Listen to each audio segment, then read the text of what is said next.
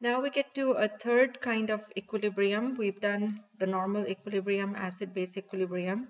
Now we get to another equilibrium, and which is for solubility, which means precipitation reactions. So solubility, in general, this is for ionic compounds. We will not be talking about the molecular compounds that are soluble in water. So this is only for ionic compounds. And you remember that there were some ionic compounds that are soluble in water and some are not soluble in water. But the thing is that things are actually soluble in water. They might be just a little bit soluble sometimes. So we can determine how much they are soluble in water. It might be very slight, it might be a lot, or it might be very, very good solubility in water. So for example, group 1 salts are very soluble in water. However, group 2 salts sometimes are not that soluble in water. So we calculate what is called the solubility constant for salts. And the solubility constant is just like what we calculated for equilibrium, okay, the equilibrium constant Kc, except that we call it Ksp, okay, Sp for solubility product. And so we can use it the same way to determine what is the concentration of ions in the solution. So right there. And then we have to write an equation like this, okay, which is just like any other equilibrium equation. Now, this is generally good for substances that are not that soluble in water. If something is completely soluble in water, nicely soluble in water, like the nitrates and ammonium salts and sodium salts, then you don't need this equation because then it's a complete forward sign. But this is an equilibrium, which means things are slightly soluble in water. So you write this equation out, and then you can write a Ksp equation for this. And in a Ksp equation, is just like the equilibrium constant equation where you have products over the reactants.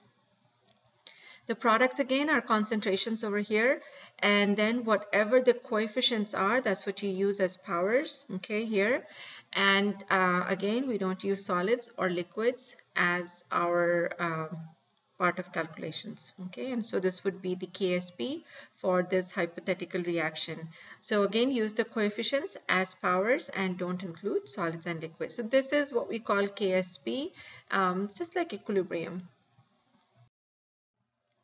So writing the Ksp expression for salts, for example, let's take the first one where you have Hd2Cl2, a mercury salt, and this is dissociating to give a polyatomic ion of mercury 2 plus and 2 chloride ions. So the Ksp for this is going to be mercury 2 plus and then the chloride raised to the power of 2, because there is 2 chloride here. So yeah, simple stuff, you've done this before.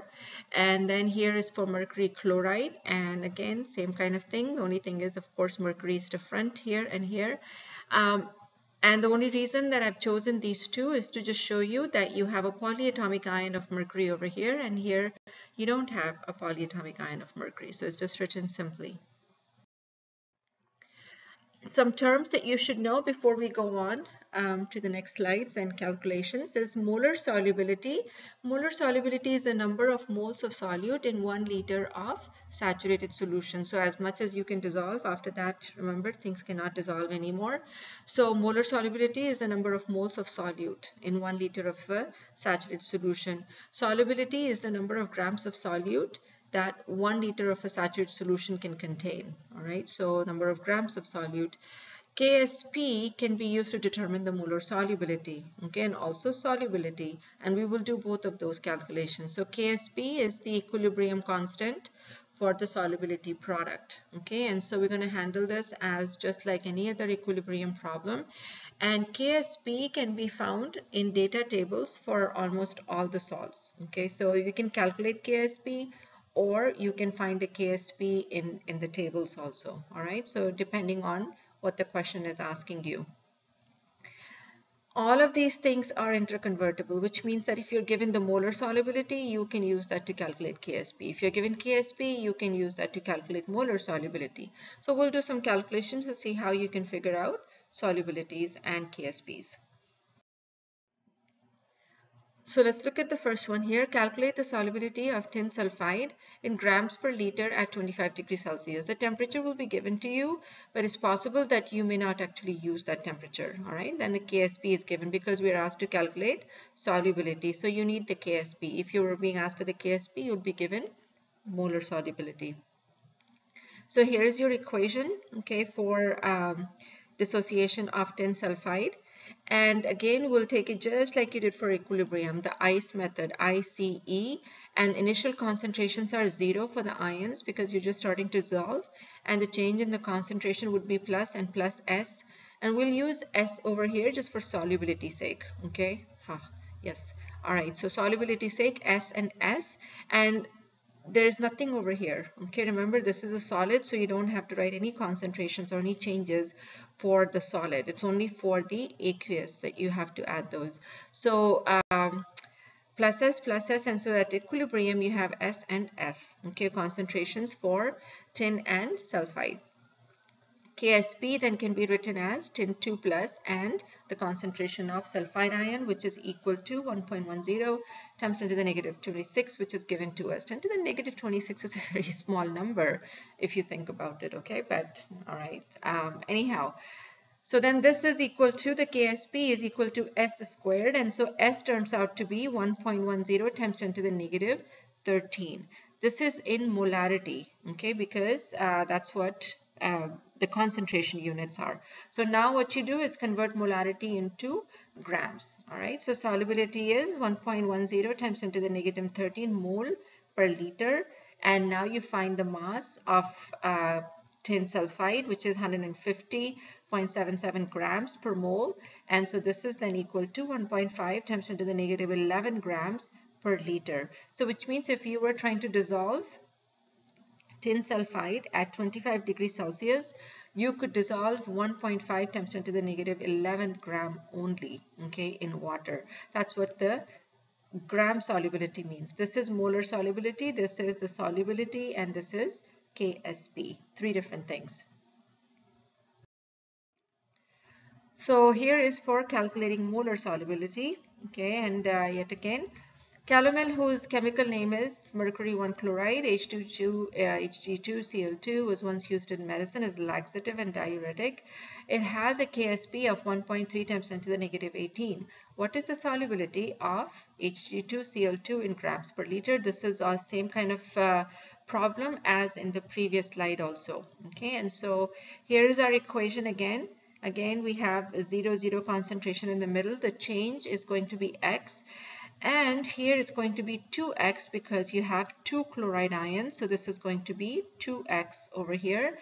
So at equilibrium, the concentration is x for mercury ion and 2x for the chloride ion. And that is what is difference between this one and the previous problem. In the previous, you had only 1 mole of each of the ions. Here you have 1 and 2 moles.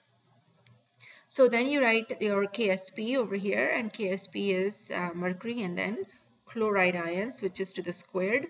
And so that this x, the first x, is for mercury, and then the second 2x over here is for the chloride, which you have to square, all right? And then we have to open up the brackets here, so then you have 4x cubed. And Ksp, which is 1.3 times 10 to the negative 18, now is equal to 4x cubed. You solve for x, so that's nothing hard. So x then is 6.88 times 10 to the negative 7. Again, this is the molar solubility, but you are asked for solubility in grams per liter, which means we have just one more calculation to do, and that is to convert moles to grams. All right, so you find the mass of Hg2Cl2, which is 472.086 grams per mole, and then this turns out to be your 3.2 times 10 to the negative 4 turns out to be your grams per liter solubility, which you can convert to milligrams if you want to, or you can leave it as grams per liter. So this is how you would do a calculation if you had 2 moles of something, all right? So you have to have 2x there. All right, calculating for Ksp now. We were doing molar solubility before, now we'll calculate for Ksp, so we'll do it the other way around.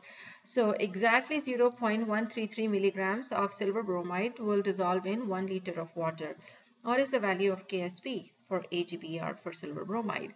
So here is the solution for it. The solubility equilibrium is AgBr to give you silver ions and then the bromide ions. The Ksp is Ag plus and bromide ions. So what you do then is you calculate the concentrations of these two, because you're not given KSP. You're asked to calculate KSP. So you have to calculate the concentration of the silver ions and the bromide ions. So then you look for the 1.133 milligrams. You convert the milligrams to grams, and then after that you convert that into moles, and once you convert it into moles you divide it by the 1 liter. Okay, and that's how you get the molarity, which you can see over here is this very low molarity, because 0.133 milligrams is hardly anything. But anyhow, that's besides the point. So here's how you would calculate the molarity of the ions. And since there is dissociation going on over here and there is only 1 mole of each formed here, so 1 mole of silver, 1 mole of bromide ion that is formed here, each of the concentration here is going to be 7.083 times 10 to the negative 7. Okay, because on dissociation you get the same concentration as you started with. Okay, for the ions, if there was 2 over here, then you would multiply this by 2.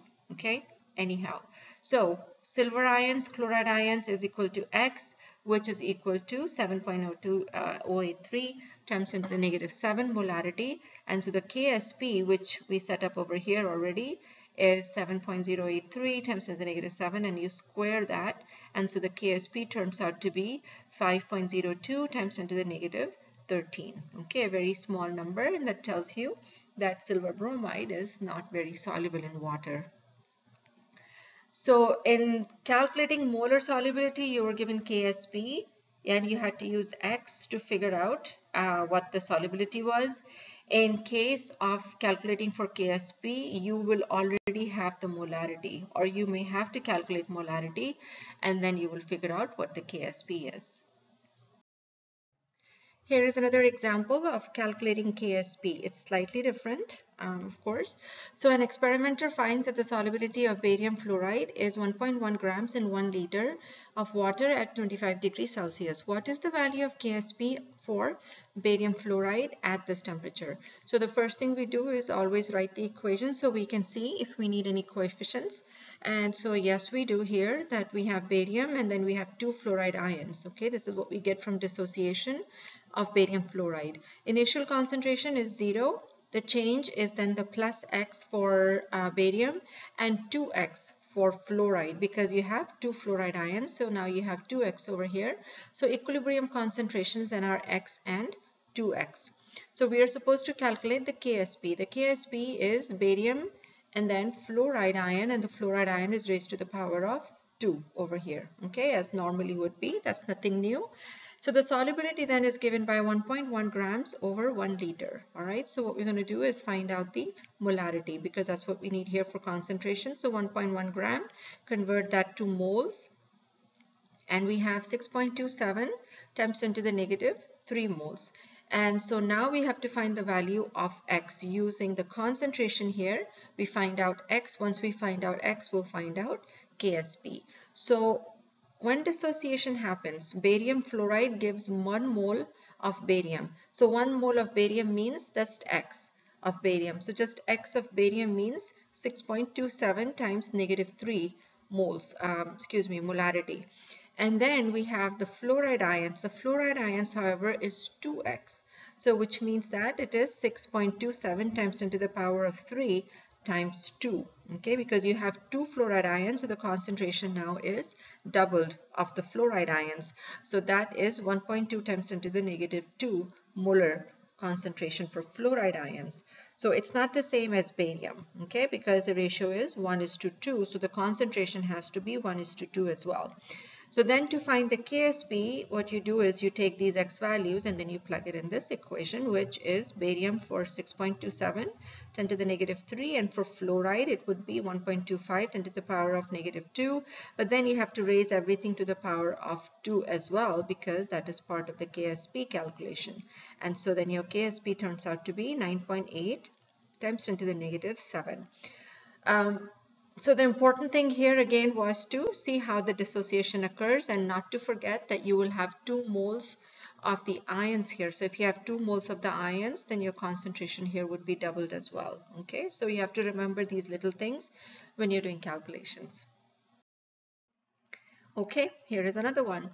The solubility of lead-2 chromate is 4.25 times 10 to the negative 5. Calculate the Ksp of lead-2 chromate. So here's the solubility. The first thing here I've done a little bit different way, and you can do it this way too. It depends, on you, how you want to do it. So you can calculate the molarity first, and that's what we did here. So 4.5 times 10 to the negative 5 grams converted to moles, and this is the gram value of lead chromate. Okay, so 323.2, and then the molarity comes out to be 1.4 times 10 to the negative 7. So again, we are calculating the Ksp for this. So lead chromate gives us lead ions and chromate ions.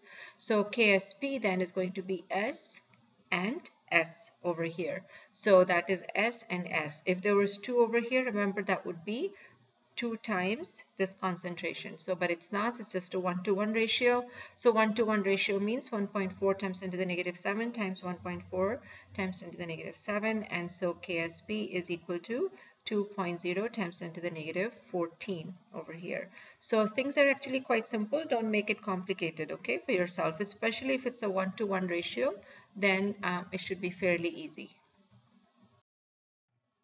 Here are some KSPs for some of the salts. It's not a complete list, okay, but at least you have from A through Z in most common salts. You can also find this in your textbook in the index probably. And so look over here, okay, and this will tell you the solubility of each of these salts, and you can see that something like aluminum hydroxide has a Ksp of 1.8 times 10 to the negative 33, which tells you it's really not very soluble, okay, in water. And then calcium carbonate is 8.7 times 10 to the negative 9, so that's a lot better than negative 33. So these numbers are actually giving you the concentration of the ions in there, right? That's what Ksp is. So the larger the negative number, the smaller the concentration of the ions in there. So it's kind of interesting to see how things are actually not all completely soluble in water, and they have a varying degree of solubility.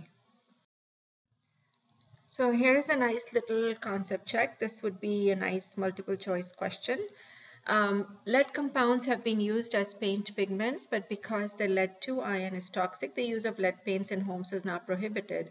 Which of the following lead-2 compounds would yield the greatest number of lead ions when added to the same quantity of water? And assuming that there is some undissolved solid. Okay, so lead chromate, lead sulfate, or lead sulfide. So we have 3 of lead salts over here. So the first thing we would do for all these salts is, of course, get the Ksp values from the table, and these are the Ksp values. The second thing for us to do is to see how these salts will ionize, and each of the salt is going to produce 2 ions, one for lead and one for chromate. Now if there was more than one of the polyatomic ions, then you would get 3 ions, in which case you might have to do some calculations, all right? But otherwise you would have 2 ions at least for all of these 3 ones over here that are given. So Ksp for everything is equal to x squared because you have 2 ions in the solution. So then all you have to do is look at these numbers and compare them, and you can see that the solubility for lead sulfate is going to be the highest because a negative number is the smallest.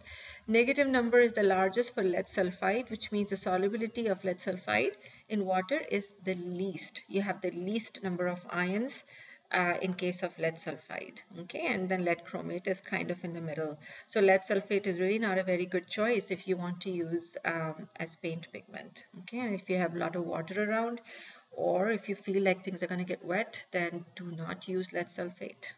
Lead sulfide is a better choice. Not that lead is a good choice in any case. So your key concepts from this little portion here is going to be that you need to be able to calculate molar solubility, calculate the KSPs for different kinds of salts, and of course predict relative solubilities, just like the problem we just did if you had a bunch of KSPs given to you.